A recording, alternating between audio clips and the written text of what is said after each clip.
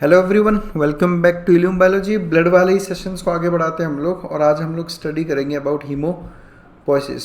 देखो, हीमोपोइसिस ये जो वर्ड है, इसमें पोइसिस वर्ड का मतलब होता है मेकिंग, यानी बनाना। पोइसिस वर्ड का मतलब क्या होगा? मेकिंग। ठीक है, वर्ड आपको बहुत जगह सुनाई देगा, एरिथ्रोपोइसिस, लिम्फोपोइसिस, ल्यूकोपोइसिस। पोइसिस का मतलब फॉर्मेशन या फिर मेकिंग, और हीमो का मतलब क्या हो गया? ब्लड। तो हीमोपोइसिस का मतलब है कि ब्लड के अंदर जितने भी सेल्स हैं, चाहे आप आरबीसी कहो, डब्ल्यूबीसी कहो या थ्रोम्बोसाइट्स यानी कि प्लेटलेट्स कहो, इन तीनों का फॉर्मेशन, जितने भी फॉर्म्ड एलिमेंट्स हैं उनका फॉर्मेशन, उनका सिंथेसिस कहलाता है हीमोपोइसिस। ठीक है, तो मैं तीनों तरह के सेल्स का फॉर्मेशन आपको एक साथ ही यहाँ पे पढ़ा देता हूँ। ठीक है, ताकि हमें बार बार अलग अलग तरीके से उनको डिस्कस नहीं करना पड़े। ठीक है, तो ये वीडियो बहुत अच्छे से देख लेना, इसमें हम तीनों एक साथ डिस्कस कर लेंगे। अभी जो वर्ड है ना हीमोपोइसिस, इस हीमोपोइसिस को ही हीमेटोपोइसिस भी कहा जाता है, तो कंफ्यूज नहीं होना है। कुछ बुक्स में हीमेटोपोइसिस लिखा है, ये भी सही है, कुछ बुक्स में हीमोपोइसिस लिखा है, ये भी सही है। दोनों का मतलब एक ही निकलता है। तो the process by which the formed elements of blood develops is called as hemopoiesis. Poiesis का मतलब होता है मेकिंग। अब हीमोपोइसिस कहाँ पर होता है? सबसे पहला सवाल अपना ये है। ठीक है, यानी कि ब्लड सेल्स का फॉर्मेशन बॉडी में कहाँ होता है? तो यहाँ हम डिस्कस करेंगे इसको दो अलग अलग टॉपिक्स में। पहले हम बात करेंगे फीटल लाइफ में कि फीटस में हीमोपोइसिस कहाँ पे होता है। देखो, हीमोपोइसिस फीटस में सबसे पहला टिश्यू जो हीमोपोइसिस शुरू करता है वो है योक सैक। आपने पढ़ा होगा एम्ब्रियो में एक्स्ट्रा एम्ब्रियोनिक मेम्ब्रेन्स के बारे में, अगर आपको याद हो अच्छे से। तो जब आप एम्ब्रियो का स्ट्रक्चर पढ़ते हो तो आप उसमें पढ़ते हो एक्स्ट्रा एम्ब्रियोनिक मेम्ब्रेन्स। उन एक्स्ट्रा एम्ब्रियोनिक मेम्ब्रेन्स जो कि कितने टाइप की है? 4 टाइप की। तो कौन कौन सी 4 एक्स्ट्रा एम्ब्रियोनिक मेम्ब्रेन्स पढ़ते हो आप? एक आप पढ़ते हो एमनियन, ठीक है। दूसरी आप पढ़ते हो एलेंटॉइस, एमनियन, एलेंटॉइस। तीसरी आप पढ़ते हो कोरियन, जो कि मेन है, प्लेसेंटा फॉर्मेशन करती है। और सबसे एंड में आप पढ़ते हो एक योक सैक, अगर आपको याद हो तो ये योक सैक जो है, ये सबसे पहला फीटल टिश्यू है जो हीमोपोइसिस करता है। It is the first haemopoietic tissue in any embryo. ये योक सैक देखो, यहाँ पिक्चर में दिखा रखा है, ये जो है ये योक सैक है। तो सबसे पहले ब्लड सेल्स का फॉर्मेशन कहाँ होता है? एम्ब्रियो में, योक सैक के अंदर। फिर धीरे धीरे ये जो फंक्शन है, ये योक सैक से लीवर, उसके साथ साथ में स्प्लीन, थाइमस और लिम्फ नोड्स को भी टेक ओवर कर लेता है इस फंक्शन को। यानी कि ये चारों जगह पे आपके योक सैक में, फिर लीवर में, स्प्लीन में, थाइमस में, लिम्फ नोड्स में, इन सब जगह पर भी क्या होने लगता है? हीमेटोपोइसिस। फिर जब सबसे लास्ट ट्राइमेस्टर आता है, सबसे लास्ट ट्राइमेस्टर मतलब 7th मंथ, 8th मंथ और 9th मंथ, उस लास्ट ट्राइमेस्टर में रेड बोन मैरो इस फंक्शन को टेक ओवर कर लेगा। अब रेड बोन मैरो में भी जो है हीमेटोपोइसिस शुरू होने लगेगा। एंड आफ्टर बर्थ, है ना, जैसे फीटल लाइफ खत्म हो गई, अब बर्थ हो गया, तो अब केवल एक ही साइट है जहाँ पर हीमेटोपोइसिस होगी, वो है रेड बोन मैरो। बर्थ के बाद में लिम्फ नोड्स, योक सैक तो हो ही नहीं सकता बर्थ के बाद में, तो ना, ये तो वहीं ख़त्म हो जाता है। लिम्फ नोड्स ले लो, थाइमस, लीवर, स्प्लीन, इनमें से कहीं पे भी आपको हीमेटोपोइसिस नहीं मिलेगा। हीमेटोपोइसिस होगा केवल और केवल रेड बोन मैरो के अंदर। तो फीटल लाइफ में yolk sac, lymph nodes, thymus, liver, spleen और रेड बोन मैरो, ये सब रिस्पॉन्सिबल होते हैं किसके लिए? हीमेटोपोइसिस। और यही बात करूँ मैं एडल्ट लाइफ की, तो एडल्ट लाइफ में रेड बोन मैरो एक इकलौती साइट है जहाँ पे हीमेटोपोइसिस होगा। अभी रेड बोन मैरो होता कहाँ है, इस बात को लेके बहुत कन्फ्यूजन है स्टूडेंट्स में। तो ये कन्फ्यूजन मैं यहाँ पे क्लियर कर रहा हूँ, देखना, समझना अच्छे से। देखो, सबसे पहली बात, अगर आपको रेड बोन मैरो समझना है तो आपको समझना पड़ेगा बोन टिश्यू के बारे में, है ना। आपने पढ़ा होगा कि बोन टिश्यू 2 टाइप का होता है। एक होता है कॉम्पैक्ट बोन टिश्यू, ठीक है, जिसको आप कॉम्पैक्ट बोन कहते हो। और दूसरा टाइप का जो बोन टिश्यू रहता है उसको आप कहते हो स्पॉन्जी बोन टिश्यू, या फिर कैंसलस बोन टिश्यू भी कहते हैं इसको, या फिर ट्रेबेकुलर बोन भी कहते हैं इसको। ठीक है, तो इस कॉम्पैक्ट बोन में आपको पता होगा कि जो लेमेले प्रेजेंट होते हैं। क्या प्रेजेंट होते हैं? लेमेले, यानी जो बोन का डिपोजिशन है, ये बोन का डिपोजिशन कुछ प्लेट्स की फॉर्म में होता है, उन प्लेट्स को कहा जाता है लेमेले। और स्पॉन्जी बोन में इन्हीं लेमेले के लिए वर्ड यूज होता है ट्रेबेकुले। क्या वर्ड यूज होगा? ट्रेबेकुले। इसलिए इस बोन को कहा जाता है ट्रेबेकुलर बोन। अब ये कॉम्पैक्ट बोन और स्पॉन्जी बोन को भी लेके बहुत से स्टूडेंट्स में डाउट रहता है कि सर कॉम्पैक्ट बोन कौन सी है, इनके एग्जांपल्स क्या है। तो देखो कॉम्पैक्ट बोन और स्पॉन्जी बोन ऐसा नहीं है कि कोई बोन ऐसी है जो पूरी स्पॉन्जी होगी, ठीक है। जैसे मैं आपको बताऊं, आप ये देखो, मैं बात करता हूं आपके एक्सेल स्केलेटन के मैक्सिमम बोन्स की, ठीक है। एक्सेल स्केलेटन के मैक्सिमम बोन्स यहाँ पे हम लोग ले लेते हैं। आपके कोई भी स्कल बोन ले ली मैंने, जैसे फ्रंट समझ लो, फ्रंटल, पैराइटल, टेम्पोरल, ऑक्सीपिटल, ये जो स्कल बोन्स हैं आपकी, इन स्कल बोन्स की मैं बात करूँ तो स्कल बोन्स में देखो आप, स्कल बोन के सेंटर में ये प्रेजेंट है स्पॉन्जी बोन। ये क्या प्रेजेंट है? Spongy bone. मैंने बोन के हिस्टोलॉजी पे पूरा एक अलग से वीडियो बना रखा है, आप चाहो तो वहाँ पे भी इनको और डिटेल में देख सकते हो। तो अंदर की तरफ जो कोर वाला पार्ट है बोन का, वो तो किसका बना है? स्पॉन्जी बोन का। लेकिन इनका जो सरफेस है चारों तरफ, वो देखो आप, ये बना है पूरा का पूरा कॉम्पैक्ट बोन का। ये यहाँ पर कॉम्पैक्ट बोन, ऊपर नीचे, मतलब आप ऐसे समझो चारों तरफ, ये चारों तरफ देखो, ये कॉम्पैक्ट बोन है, ठीक है। और बीच में जो कोर है, सेंटर वाला पोर्शन है, वो किसका बना है? स्पॉन्जी बोन का। यहाँ पे भी पूरा कॉम्पैक्ट बोन है, केवल और केवल बीच में जो है स्पॉन्जी बोन प्रेजेंट है। तो मैं एक बार इस स्पॉन्जी बोन पे आता हूँ। मैंने आपको क्या कहा कि स्पॉन्जी बोन में जो लेमेले होते हैं, उन लेमेले को कहा जाता है ट्रेबेकुले। आप ये देखो, ये ट्रेबेकुले सारे के सारे स्पॉन्जी बोन के। और इन ट्रेबेकुले को अगर आप अच्छे से देखोगे तो इनका कोई फिक्स्ड ओरिएंटेशन नहीं है। यही आप कॉम्पैक्ट बोन का स्ट्रक्चर देखना, वीडियो है मेरा अवेलेबल है, आप चाहें तो यूट्यूब पे सर्च करें, कॉम्पैक्ट बोन इल्यूम बायोलॉजी करके सर्च करें, आपको मिल जाएगा वो वीडियो। अभी जो स्पॉन्जी बोन है, इस स्पॉन्जी बोन में जो ट्रेबेकुले है, इन ट्रेबेकुले का अरेंजमेंट कुछ प्रॉपर ऐसा रेगुलर टाइप का अरेंजमेंट नहीं है जैसा कि कॉम्पैक्ट बोन में होता है। कॉम्पैक्ट बोन में आपने देखा होगा कि जो लेमेले होते हैं, है ना, लेमेले बहुत एक ऑस्टियन में, है ना, ऑस्टियन में एक प्रॉपर तरीके से अरेंज्ड होते हैं, जिसकी वजह से उनके बीच में गैप्स नहीं आ पाते। जबकि स्पॉन्जी बोन में ये जो ट्रेबेकुले हैं, इन ट्रेबेकुले का अरेंजमेंट ही कुछ ऐसा रहता है कि आपको इनके बीच में बहुत सारे गैप्स देखने को मिलेंगे, बहुत क्लियर दिख रहा होगा। और इस डायग्राम को देखते ही आप कह सकते हो कि सर इसको स्पॉन्जी बोन क्यों कहते हैं। बिल्कुल स्पंज के जैसा, ये अंदर से खोखला रहता है पूरा। ये देखो, ये जो स्पेसेस दिख रहे हैं आपको इतने सारे, इन स्पेसेस को कहा जाता है बोन मैरो स्पेस। समझना अच्छे से, यहाँ डिफरेंस आएगा। इन स्पेस को क्या कहा जाता है? Bone marrow space. और इन्हीं स्पेसेस में प्रेजेंट होता है रेड बोन मैरो। इन्हीं स्पेसिस में क्या प्रेजेंट होता है? Red bone marrow. तो सबसे पहले तो रेड बोन मैरो कहाँ प्रेजेंट है? रेड बोन मैरो प्रेजेंट है आपके स्पॉन्जी बोन के ट्रेबेकुले के बीच में। यही मैं एक लॉन्ग बोन की बात करूं तो जो लॉन्ग बोन का जो अपर पार्ट रहता है ना, इसको, ये वाला पार्ट, जिसको हम कहते हैं एपिफाइसिस। क्या कहा जाता है इसको? एपिफाइसिस। देखिए ये चीज़ें अच्छे से समझें, क्योंकि यहाँ पे बहुत सारे डाउट रहते हैं बच्चों को। इस एपिफाइसिस में भी स्पॉन्जी बोन प्रेजेंट है। यहाँ पे बाहर आपको इस देखो, यहाँ पे ये जो बाहर की तरफ है, ये अगेन कॉम्पैक्ट बोन है। कॉम्पैक्ट बोन जैसा नाम ही समझ में आ रहा है ना कि इसके अंदर टिश्यू कैसा है? कॉम्पैक्ट तरीके से भरा हुआ है, इसलिए स्ट्रेंथ प्रोवाइड करती है। जबकि स्पॉन्जी बोन कैसी है? स्पॉन्जी बोन थोड़ी इतनी क्या कहते हैं इसको, इतना स्ट्रॉन्ग नहीं रहता, क्योंकि अंदर से स्पंजी टाइप है ये।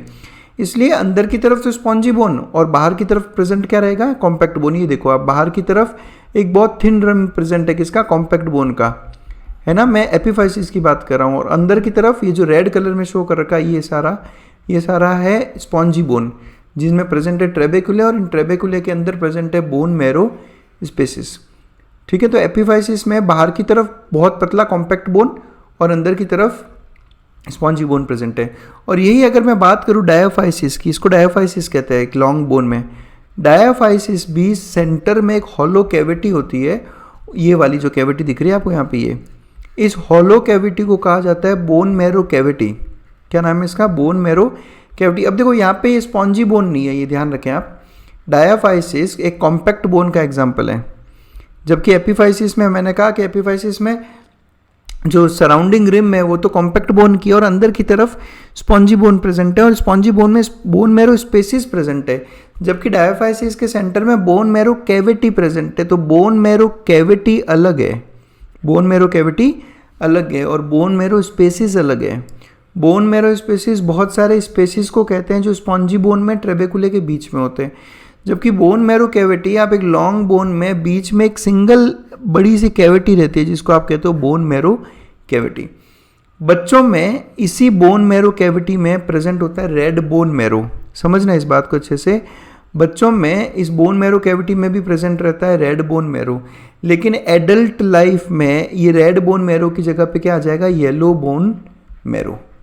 येलो बोन मैरो बेसिकली क्या है, yellow bone marrow adipose tissue है, फैट सेल्स एडिपोसाइट्स प्रेजेंट है इसमें, तो ये हिमेटोपोइसिस का काम नहीं करता। तो अगर आपसे पूछा जाए कि किसी लॉन्ग बोन में, जैसे अभी ये देखो आप, लॉन्ग बोन में हिमेटोपोइसिस कहाँ कहाँ पे होता है, तो एपिफाइसिस में तो हमेशा होगा, चाहे वो एडल्ट हो या चाइल्ड हो। लेकिन अगर बात करें डायोफाइसिस की, बोन मैरो कैविटी की बात करूँ, बोन मैरो स्पेसिस, जो स्पॉन्जी बोन में स्पेसिस प्रेजेंट है वहाँ पे तो हमेशा होगा हिमेटोपोइसिस। लेकिन बोन मैरो कैविटी में केवल बचपन में ही रेड बोन मैरो रहता है जिसमें हिमेटोपोइसिस होगा, और लेटर एडल्ट लाइफ में ये रेड बोन मैरो कन्वर्ट हो जाता है इनटू येलो बोन मैरो, और वहाँ पर हिमेटोपोइसिस नहीं होता। इसलिए आपको मैं अभी थोड़ी देर में एक पिक्चर दिखाऊंगा, वो पिक्चर वैसा बन के आएगा। एक बार ये देखो आप, रेड बोन मैरो एक हाईली वेस्कुलराइज्ड कनेक्टिव टिश्यू है। सबसे पहली बात आप ध्यान रखें, रेड बोन मैरो एक कनेक्टिव टिश्यू का एग्जाम्पल होता है। It is highly vascularised. Highly vascularised मतलब अच्छी खासी इसको ब्लड सप्लाई रहती है। कहाँ प्रेजेंट है red bone marrow? It is present in the microscopic spaces between trabeculae of spongy bone tissue. Spongy bone tissue के ट्रेबेक्युले के बीच में ये जो स्पेसिस प्रेजेंट है, जिनको बोन मैरो स्पेसिस कहा जाता है, उसमें प्रेजेंट है रेड बोन मैरो। ये पिक्चर देखो आप, ये पिक्चर से आपको समझ में आ रहा होगा कि बचपन में और एडल्ट लाइफ में हिमेटोपोइसिस में क्या डिफरेंस है। जितनी भी लॉन्ग बोन्स है, यहाँ देखो ये जो रेड कलर में दिखा रखी है ना बोन्स को, ये सारा रेड बोन मैरो है। आप यहाँ पे डिफरेंस किसका आ रहा है, देखो आप गर्डल्स को देखो, ये pectoral girdle, pelvic girdle, pectoral और पेल्विक गर्डल, स्टर्नम, रिब्स, है ना, सर्वाइकल वर्टिब्री, मतलब सारे वर्टिब्री, ये जितना भी एक्सेल स्केलेटन है पूरा का पूरा एक्सेल स्केलेटन, मतलब आप स्कल को देखो, फेशियल बोन्स देख लो आप, ये सब आ गए इसमें, स्टर्नम, रिब्स, पीछे की तरफ वर्टिब्रल कॉलम और दोनों गर्डल्स। यहाँ पे चाहे एडल्ट लाइफ हो या फिर कैसी लाइफ हो, बचपन की लाइफ हो, एक चाइल्ड हो, दोनों ही केस में हिमेटोपोइसिस होगा, क्योंकि सब के सब कैसी हैं, स्पॉन्जी बोन्स हैं मोस्टली। तो यहाँ पे रेड बोन मैरो हमेशा प्रेजेंट होगा। लेकिन लॉन्ग बोन्स को देखो आप, डिफरेंस यहीं पे आ रहा है कि बचपन में लॉन्ग बोन्स में जहाँ पे बीच में बोन मैरो कैविटी थी, अभी मैंने जो आपको शो की थी, वापस दिखा देता हूँ, ये पिक्चर देखो आप, ये बोन मैरो कैविटी है। ये एक डायग्राम है बोन का। इस डायग्राम में अगर आप ढंग से देखें तो देखो ये एपिफाइसिस वाला पार्ट यहाँ से लेकर यहाँ तक जो मैंने अभी डिस्कस किया, इसमें तो ये स्पॉन्जी बोन प्रेजेंट है, तो यहाँ पे तो हमेशा होता रहता है हिमेटोपोइसिस।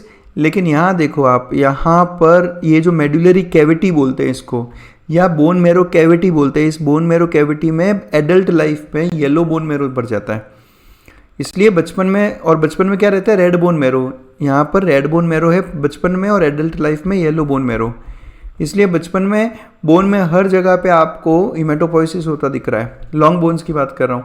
जबकि एडल्ट लाइफ में आप देखो लॉन्ग बोन्स में यहाँ पे इनफैक्ट नीचे वाली जो लॉन्ग बोन्स है ना, ये कौन सी बोन्स है, टीबिया फिबुला, है ना, ये हो गई आपकी फीमर बोन यानी थाई बोन।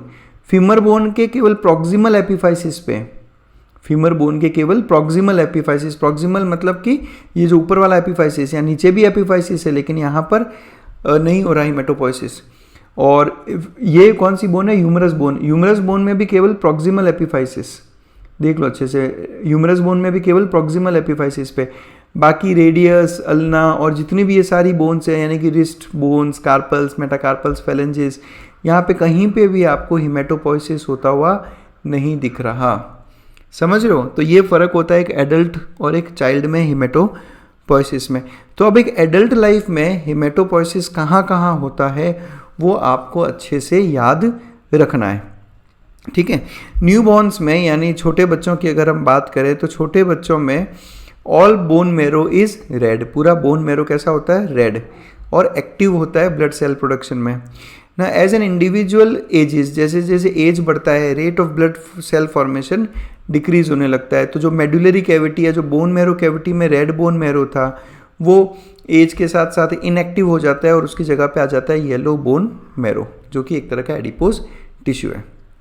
तो आरबीएम यानी रेड बोन मैरो कहाँ कहाँ प्रेजेंट है, ये अच्छे से आप याद कर लो। चाहे आप नीट यूजी का प्रिपरेशन कर रहे हो या अपने मेडिकल एग्जाम्स का प्रिपरेशन कर रहे हो, नर्सिंग या किसी का भी, तो आपको ध्यान रखना है कि एडल्ट लाइफ में आपको रेड बोन मैरो कहाँ कहाँ मिलेगा, एडल्ट लाइफ में आपको रेड बोन मैरो मिलेगा एक तो स्पॉन्जी बोन्स में, ठीक है, कहाँ कहाँ पे, chiefly in the bones of the axial skeleton, पूरा का पूरा एक्सियल स्केलेटन ले लो, पेक्टोरल गर्डल, पेल्विक गर्डल, और केवल ह्यूमरस और फ्यूमर के प्रॉक्सिमल एपीफाइसिस। ये ध्यान रखना, सारी लॉन्ग बोन्स का एपीफाइसिस भी नहीं कहना है, इसलिए जब एग्जाम में क्वेश्चन आता है तो उसको थोड़ा ध्यान से पढ़ें, ठीक है। वहाँ पे ऑप्शन देगा end of the long bones, and मतलब कि एपीफाइसिस, और यहाँ पे एक और चीज़ ध्यान रखें, सभी एपीफाइसिस में नहीं होता है ना। आप देख लो टिबिया, फिबुला, रेडियस अल्ना, उनके एपीफाइसिस में नहीं हो रहा, ये हो रहा है केवल और केवल ह्यूमरस और फ्यूमर के, और वो भी कौन सा एपीफाइसिस, प्रॉक्सिमल एपीफाइसिस में। डिस्टल एपीफाइसिस में भी हिमेटोपोइसिस नहीं होता क्योंकि रेड बोन मैरो वहाँ पर प्रेजेंट नहीं है। तो केवल क्या याद रखना है आपको, एक्सियल स्केलेटन की bones, pectoral girdle, pelvic girdle और proximal epiphysis of the humerus and femur, ये है। और ये सबसे ज़्यादा कन्फ्यूजन कहीं पे अगर बच्चों को है तो ये इसी पॉइंट में है ना, तो ये थोड़ा ध्यान रखना है। कई बार क्या होता है ना, जैसे कोई इमरजेंसी कंडीशन आ गई, जैसे कोई एक्सीडेंट हुआ और उस एक्सीडेंट में सीवियर ब्लड लॉस हो गया, सीवियर ब्लड लॉस की वजह से ब्लड सेल कंपोनेंट्स कम पड़ रहे हैं, ऐसे केसेस में क्या होता है कि रेड बोन मैरो में से ब्लड फॉर्मिंग स्टेम सेल्स, देखो अभी हम स्टेम सेल्स क्या होता है अभी हम बात करेंगे इसकी, तो ये जो स्टेम सेल्स हैं ये रेड बोन मैरो से कहाँ जाते हैं, येलो बोन मैरो में, और ये येलो बोन मैरो वापस जो है हिमेटोपोइसिस कर सकती है। कब, जैसे सीवियर ब्लीडिंग के केसेस में, इस तरह की कोई इमरजेंसी जिसमें ब्लड सेल्स का नंबर बहुत रिड्यूस हो जाए, ऐसे केसेस में ऐसा पॉसिबल हो सकता है, बाकी नॉर्मली ऐसा नहीं होता। इसलिए येलो बोन मैरो को आप रिजर्व एरिथ्रोपोइटिक टिश्यू भी कहते हो कि जब ज़रूरत पड़ती है तो ये हिमेटोपोइसिस कर सकता है। तो याद रखें, एडल्ट लाइफ और फीटल लाइफ और बच्चों की लाइफ में हिमेटोपोइसिस कहाँ कहाँ पे होता है, इसमें फ़र्क रहता है। चलिए अब हम चलते हैं हमारे सबसे इम्पॉर्टेंट डायग्राम की तरफ, ठीक है। इस एक डायग्राम में इतना नॉलेज छुपा है कि आप एक साथ बहुत सारे कंसेप्ट यहाँ पर सीख सकते हो। तो यहाँ मैं शुरू करूँगा, देखो सबसे पहले मैं बात करूँगा हमारे रेड बोन मैरो के पास चलते हैं। रेड बोन मैरो में करीब 1% जो रेड बोन मैरो के सेल्स हैं वो होते हैं ल्यूरीपोटेंट स्टेम सेल्स। क्या कहते हैं उनको, ल्यूरीपोटेंट स्टेम सेल्स, या फिर कुछ बुक्स में आपको इसको लिखा होगा हिमेटोपोइटिक स्टेम सेल्स। क्या नाम रखा, haematopoietic stem cells. Stem cells आपको पता होगा अच्छे से किसे कहते हैं स्टेम सेल्स। स्टेम सेल्स वो सेल्स हैं जो बहुत अलग अलग टाइप के सेल्स का फॉर्मेशन कर सकते हैं, उनको हम कहते हैं स्टेम सेल्स, ठीक है। तो हिमेटोपोइटिक स्टेम सेल्स कौन से हो जाएंगे, वो वाले स्टेम सेल्स जो हिमेटोपोइसिस कर सकते हैं। तो ये जो ल्यूरीपोटेंट स्टेम सेल्स है या जो हिमेटोपोइटिक स्टेम सेल्स है, इन्हीं हिमेटोपोइटिक स्टेम सेल्स से सारे के सारे जो सेल्स हैं, ब्लड सेल्स हैं, उनका फॉर्मेशन यहाँ पर होगा। एक बार इसको अच्छे से समझ लेते हैं, उसके बाद मैं आपको बताऊंगा कि अगर आप नीट यूजी की तैयारी कर रहे हो तो आपको क्या याद रखना है, नीट पीजी की कर रहे हो तो क्या याद रखना है ना, सब अलग अलग बता दूंगा। पहले आप एक बार अच्छे से समझ लो। शुरुआत यानी जो पेरेंट सेल है वो कौन है, ल्यूरीपोटेंट स्टेम सेल्स। तो हम यहाँ से शुरू करेंगे। आपके रेड बोन मैरो में स्टेम सेल्स है जिनका नाम है ल्यूरीपोटेंट स्टेम सेल्स। तो ये पेरेंट सेल्स हैं, सभी सेल्स इन्हीं से बनेंगे। अब ल्यूरीपोटेंट स्टेम सेल्स से दो तरह के सेल्स डेवलप होते हैं, जिनमें से पहला है, इसको मैं बोल दूं फर्स्ट जनरेशन, इनको मैं क्या बोल दूं, फर्स्ट जनरेशन है ना, ये फर्स्ट जनरेशन सेल्स हैं। तो पहली जो जनरेशन आएगी स्टेम सेल्स की, उसमें सबसे पहले बनेंगे माइलॉइड स्टेम सेल्स, और दूसरे टाइप के सेल्स हैं लिम्फॉइड स्टेम सेल।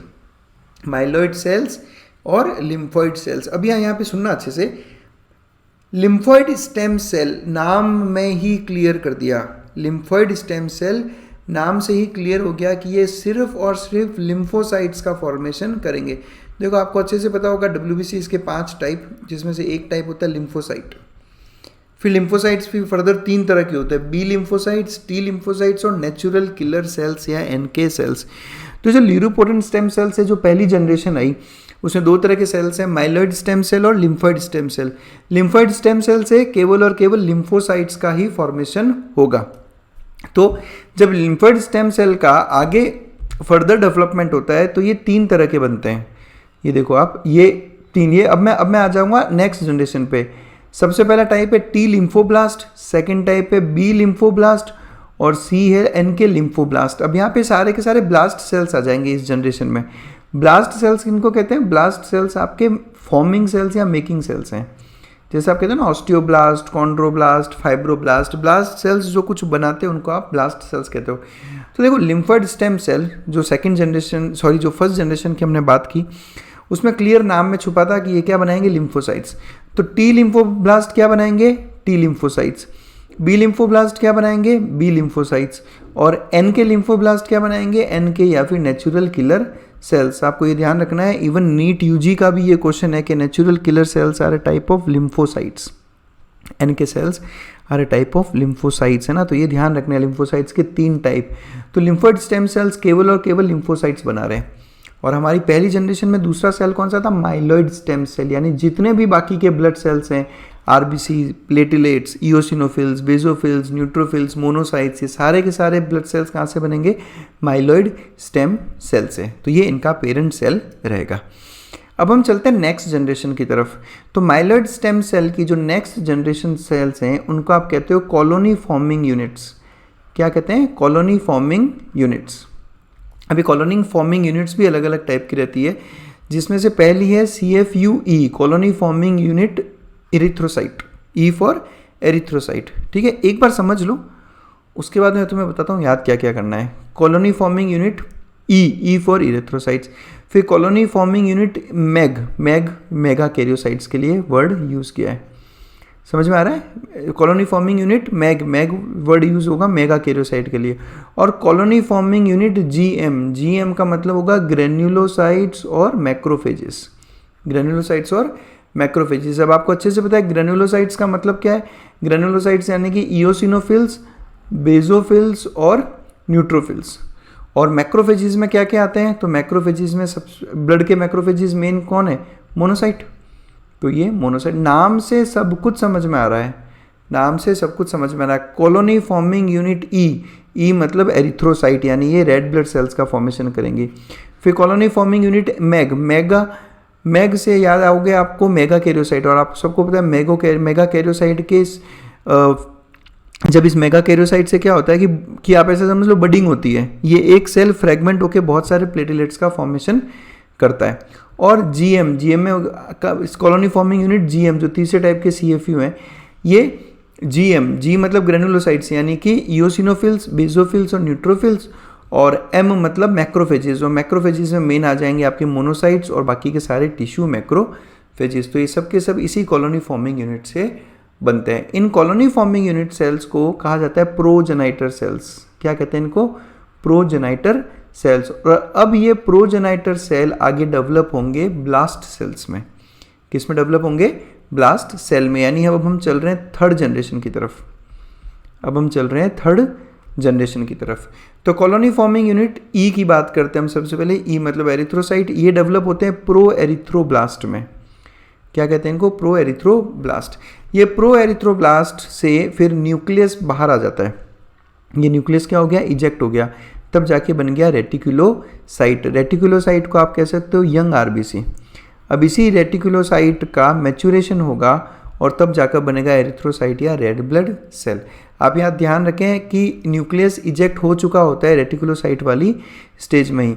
और जब ये सेंटर में से देखो, जैसे ही न्यूक्लियस बाहर निकलता है सेंटर में से, सेंट्रल पार्ट कैसा हो गया इसका, कॉन्केव। इसलिए आरबीसीज सेंटर में कैसे रहते हैं, कॉन्केव रहते हैं दोनों साइड में, because of the ejection of the nucleus.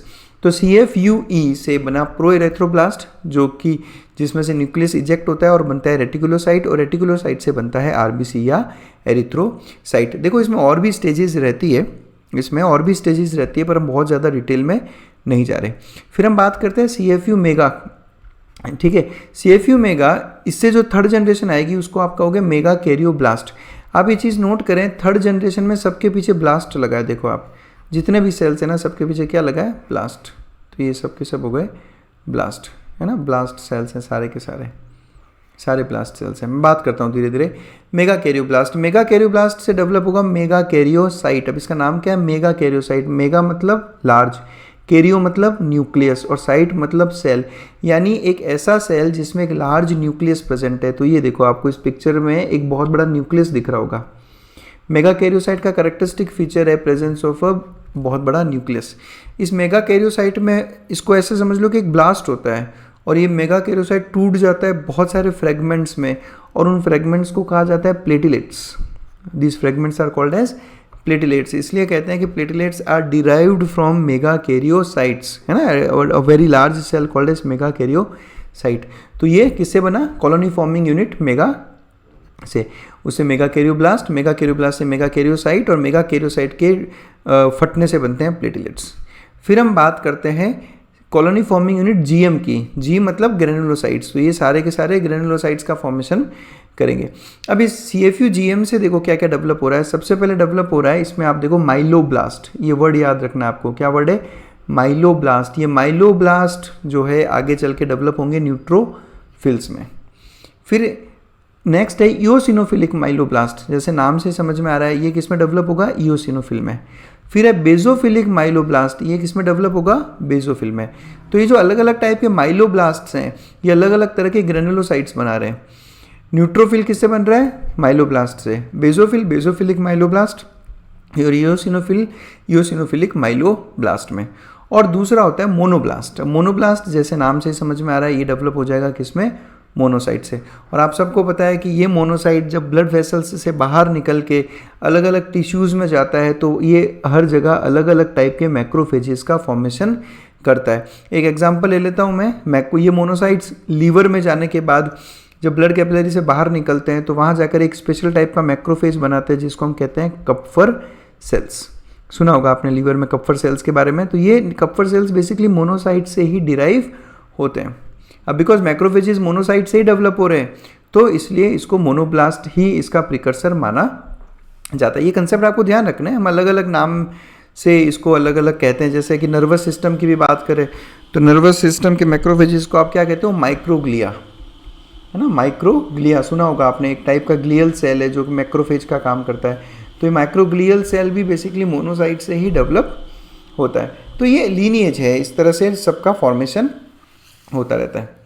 और तो ये बेसिकली सारा आपको यहाँ पे ये 4th जनरेशन दिख रही होगी। मतलब मैं डायरेक्ट इसको 4th ही कह रहा हूँ, हालांकि बीच में और भी स्टेजेस हैं, पर मैंने सब स्किप कर दी ताकि आपको चीज़ें थोड़ी आसानी से समझ में आ जाए। तो इस तरह से आपके अलग अलग तरह के सेल्स का फॉर्मेशन होता है, ठीक है। और यहाँ एक चीज़ नोटिस करो आप, केवल ब्लड सेल्स का ही नहीं, इन ल्यूरिपोटेंट स्टेम सेल से मास्ट सेल्स, टिश्यू के मैक्रोफेजेस और यहाँ तक कि प्लाज्मा सेल्स जो एंटीबॉडीज़ बनाते हैं, इनका भी डेवलपमेंट यहीं से हो रहा है।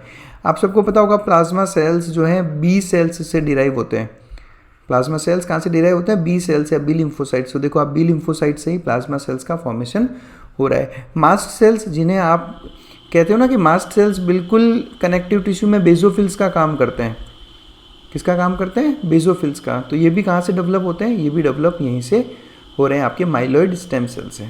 तो ये अलग अलग टाइप के सेल्स रहते हैं, ठीक है। यहाँ से आप याद कर लेना, माइलॉइड स्टेम सेल से ही डिराइव होता है माइलोब्लास्ट, और ये माइलोब्लास्ट से 3 तरह के अलग अलग ग्रेनुलोसाइट्स बन रहे हैं। तो आई होप आपको समझ में ये आया होगा। अब मैं क्या करूँगा, आपको एक बार ना बहुत शॉर्ट में, जितना आपको केवल इसमें से याद करना है वही बताऊँगा मैं आपको, है ना। केवल कितना जो आपको याद करना है। नीट यूज, पहले मैं नीट यूजी का बता देता हूँ आपको। देखो अगर आप नीट यूजी में पढ़ते हो तो आप इसकी शुरुआत करें कि बोन मैरो में प्रेजेंट होते हैं हिमेटोपोइटिक स्टेम सेल्स। इन्हीं हिमेटोपोइटिक स्टेम सेल्स से जो है सारे के सारे ब्लड सेल्स का फॉर्मेशन होता है, ठीक है। बाकी नीट यूजी के लेवल पे आप ये प्रोएरिथ्रोब्लास्ट वगैरह सब छोड़ सकते हो। आप डायरेक्ट याद करना है आपको कि यंग आरबीसी को कहा जाता है रेटिकुलोसाइट, और उसके मैच्योरेशन से बनते हैं आरबीसी। मेगाकैरियोसाइट के टूटने से, डिसइंटीग्रेट होने से बनते हैं बहुत सारे प्लेटिलेट्स, ठीक है। बाकी ये सब नहीं भी करोगे तो आप चलेगा आपको ना। नीट यूजी के लेवल पे केवल इतना ही कर लोगे तो भी बहुत है। और अगर आप किसी मेडिकल एग्ज़ाम की तैयारी कर रहे हो, मतलब जैसे एमबीबीएस कर रहे हो, बीडीएस कर रहे हो, या नर्सिंग में हो, फार्मेसी में हो, यानी कॉलेज में हो, यूजी कर रहे हो आप मेडिकल में, तब आपको क्या क्या याद रखना है अगर एग्जाम में लिखने के लिए। तो आप तो यहाँ से शुरू करो हिमेटोपोइटिक स्टेम सेल से, फिर बताओ कि haematopoietic stem cells myeloid stem cells और लिम्फोइड स्टेम सेल्स में ब्रेक डाउन होते हैं। लिम्फोइड स्टेम सेल्स फिर अपने blast cells T lymphoblast, B lymphoblast और एनके लिम्फोब्लास्ट बनाते हैं, जो further T lymphocyte, B lymphocyte और एनके सेल्स में डेवलप होते हैं। और बी लिम्फोसाइट से ही डेवलप होता है प्लाज्मा सेल। आप सीएफयू छोड़ सकते हो एक तरह से। फिर माइलॉइड स्टेम सेल से आप डायरेक्ट आ सकते हो प्रोइरेथ्रोब्लास्ट, मेगाकैरियोब्लास्ट, सिर्फ यहाँ पे लिख सकते हो माइलोब्लास्ट, और इस माइलोब्लास्ट से 3 अलग अलग ग्रेनुलोसाइट्स दिखा सकते हो, ठीक है। मोनोब्लास्ट से मोनोसाइट दिखा सकते हो डायरेक्ट, और फिर यहाँ से तो आपको याद हो ही गया होगा ये पूरा। तो कुछ इस तरह से हिमेटोपोइसिस होता है। और हमेशा ध्यान रखो, बच्चे हमेशा कंफ्यूज रहते हैं क्योंकि उन्होंने आरबीसी डिटेल में पढ़ा होता है, तो कहते हैं कि आरबीसी का फॉर्मेशन होता है रेड बोन मैरो में। बिल्कुल सही हो आप, लेकिन केवल आरबीसी का नहीं, आपके ब्लड सेल्स और उसके अलावा कुछ दूसरे सेल्स जैसे कि macrophages, plasma cells, mast cells, इन सब का फॉर्मेशन भी हिमेटोपोइटिक स्टेम सेल्स से ही होता है। ये पिक्चर मैंने यूट्यूब पे अपलोड कर दी है। देखो, मैं यूट्यूब पे मेंबर्स के लिए पिक्चर्स अपलोड करता रहता हूँ, तो आप टाइम टू टाइम उनको डाउनलोड कर लिया कीजिए ताकि आपको ये काम आए। तो जाने से पहले कुछ छोटे मोटे टेक्स्ट एक बार दिखा देता हूँ आपको कि सारे के सारे red bone marrow cells hematopoietic stem cells नहीं होते। उनका केवल 0.05 टू 0.1% आरबीएम सेल्स ही ल्यूरोपोटेंट स्टेम सेल्स होते हैं, जिनको आप हीमोसाइटोब्लास्ट भी कहते हो। हीमोसाइटोब्लास्ट मतलब कि हीमो मतलब ब्लड, साइटो मतलब सेल्स, और ब्लास्ट मतलब फॉर्मिंग सेल्स, यानी ब्लड सेल्स फॉर्मिंग सेल्स, इसलिए हीमोसाइटोब्लास्ट नाम दिया। और सबसे इम्पॉर्टेंट बात, ये जो स्टेम सेल्स अभी आपने पढ़े, ये सब के सब डेवलप होते हैं मीजनकाइम से। अब आप सोच रहे होंगे कि सर ये मीजनकाइम क्या होता है। तो जब एम्ब्रियो का डेवलपमेंट हो रहा होता है तो उस एम्ब्रियो में एक टिश्यू बनता है जिसको कहा जाता है मीजनकाइमल टिश्यू, और इसी मीजनकाइमल टिश्यू से आपकी बॉडी के सारे कनेक्टिव टिश्यूज़ डेवलप होते हैं। चाहे आप मसल्स की बात करो, ठीक है, चाहे आप बात करो बोन सेल्स की, चाहे आप बात करो फैट सेल्स की, है ना, एरियोलर टिश्यू, सारे के सारे कनेक्टिव टिश्यूज़ जो हैं वो सब कहाँ से डेवलप होते हैं, इसी मीजनकाइम से। इसलिए आप ध्यान रखो कि मीजनकाइम जो है ना आपका, मीजनकाइम मीजोडर्म से डिराइव होता है। मीजनकाइम कहाँ से डिराइव होता है? मीजोडर्म से। तो मीजनकाइम से बनने वाले सारे के सारे सेल्स, सारे के सारे टिश्यूज़ कैसे होंगे? मीजोडर्मल। इसलिए जब आप लिखते हो कनेक्टिव टिश्यूज़, तो आप कनेक्टिव टिश्यू के आगे भी लिखते हो कि ये मीजोडर्मल इन ओरिजिन रहता है। मसल्स को भी आप देख लेना, मसल्स में भी आप लिखते हो कि all muscles are mesodermal in origin, क्योंकि ये सब कहाँ से डेवलप हुई है? ये सब डेवलप हुई है आपके मीजनकाइमल टिश्यू से, सोर्स उसका वो रहता है। तो बस that's it, thanks a lot for watching us. अगर आपको अभी भी किसी तरह का कोई डाउट हो तो आप मेरे इस व्हाट्सएप नंबर पर मुझसे कांटेक्ट कर सकते हो। और जितने भी मेंबर हमसे जुड़ रहे हैं उनसे रिक्वेस्ट है कि आप मेंबर बनते ही मुझे इस व्हाट्सएप नंबर पे अपना मैसेज नाम के साथ डालें ताकि मैं आपको मेरे ग्रुप में ऐड कर सकूं। बाकी आप मेरे इंस्टाग्राम हैंडल और मेरी मेल आईडी पे भी मुझसे कांटेक्ट कर सकते हैं। तो that's it, thanks a lot for watching us.